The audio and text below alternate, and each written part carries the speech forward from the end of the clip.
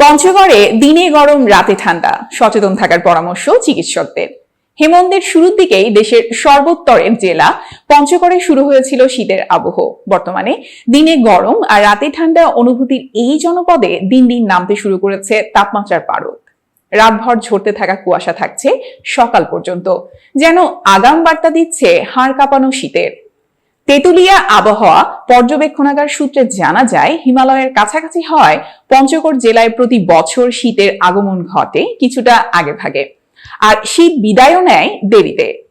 আজ শনিবার অগ্রহায়ণের শুরুর দিনে সকাল 9টায় তেঁতুলিয়া দিনের সর্বনিম্ন তাপমাত্রা রেকর্ড করা হয়েছে 17 ডিগ্রি সেলসিয়াস। তবে তা সারা দেশের সর্বনিম্ন তাপমাত্রা নয়। এদিন দেশের সর্বনিম্ন তাপমাত্রা 15.4 ডিগ্রি সেলসিয়াস রেকর্ড করা হয়েছে নওগাঁর বদলগাছিতে। সকাল 9টায় তেঁতুলিয়ার বাতাসের আর্দ্রতা ছিল 89%। জেলা জুড়ে রাতভর ঝরতে থাকা ঘন কুয়াশা ছিল সকাল 8:30 পর্যন্ত।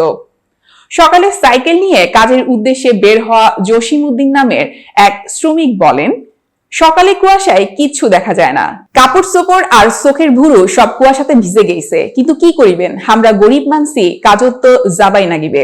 গত রোববার থেকে গতকাল শুক্রবার সকাল পর্যন্ত টানা 6 দিন তেঁতুলিয়া সারা দেশের সর্বনিম্ন তাপমাত্রা রেকর্ড করা হয়েছে।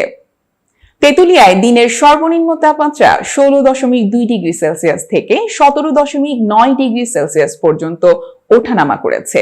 তবে দিনের বেলা ঝলমলে রোদ থাকায় বেড়ে যাচ্ছে দিনের সর্বোচ্চ তাপমাত্রা।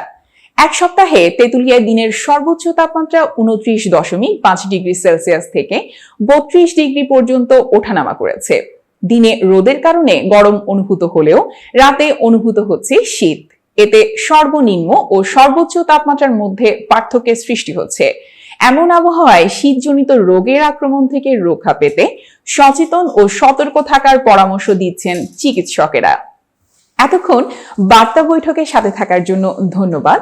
নতুন নতুন তথ্য ও সংবাদ পেতে বার্তা বৈঠকের ইউটিউব চ্যানেল ও ফেসবুক পেজের সাথেই থাকুন।